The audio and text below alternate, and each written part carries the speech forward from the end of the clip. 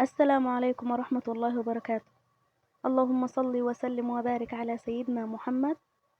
حبايبي عاملين ايه؟ يا رب تكونوا بأفضل صحة وأحسن حال. النهاردة هنعمل الأكلة اللي الشعب المصري كله بيحبها، وهي الكشري.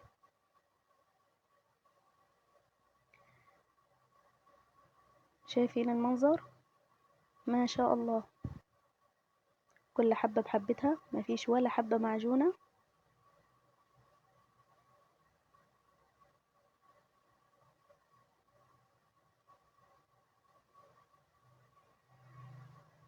اللهم صل وسلم وبارك على سيدنا محمد. وهنبدأ بسم الله. هجيب نص كوباية عدس بجبة وهحطها في شوية مية لأن العدس بياخد سوا، فأنا هبدأ بيه. وهجيب 3 بصلات كبار وهقطعهم. واول حاجه هعملها في الكشري البصله، لان انا هاخد الزيت وهعمل منه الرز.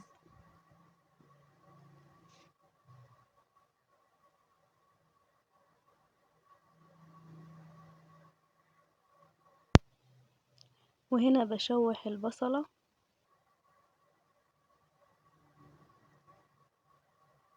واول ما تديني اللون الاصفر هحطها في مصفى واسيبها تتصفى شويه. وهنا بسلق المكرونه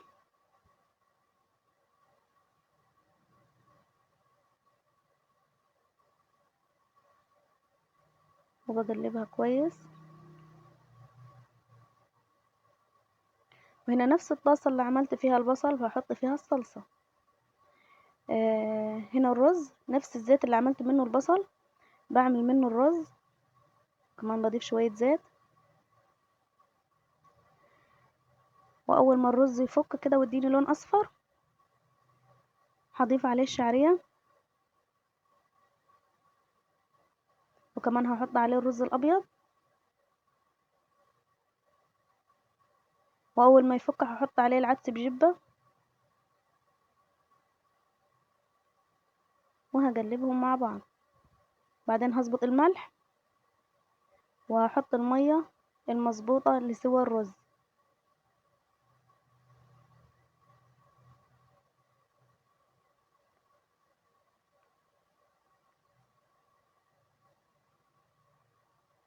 وهحط كمان ورق لورا. هنا الرز استوى ما شاء الله، متفلفل وكل حبة بحبتها.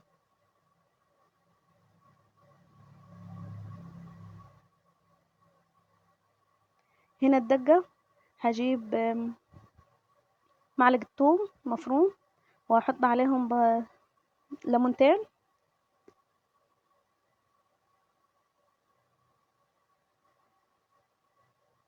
المية دي مية سلق المكرونة، هي اللي بعمل منها الدقة. هنا بحط عليها كم معلقة صلصة عشان تدي اللون.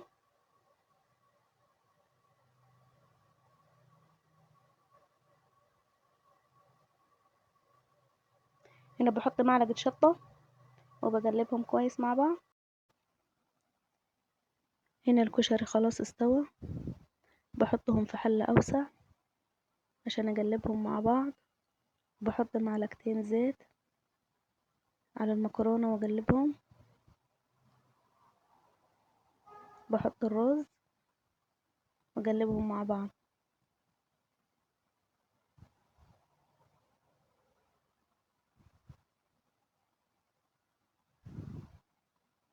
وبحط طبق حمص. هنا خلاص بغرف في الأطباق وهحط عليهم الصلصة.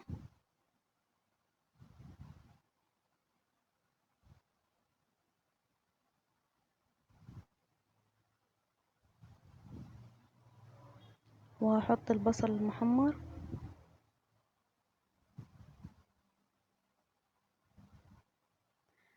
وبكده يكون الفيديو بتاعنا خلص. إذا عجبكم الفيديو ما تنسونيش في اللايك والاشتراك في القناة. دمتم في رعاية الله، والسلام عليكم ورحمة الله وبركاته.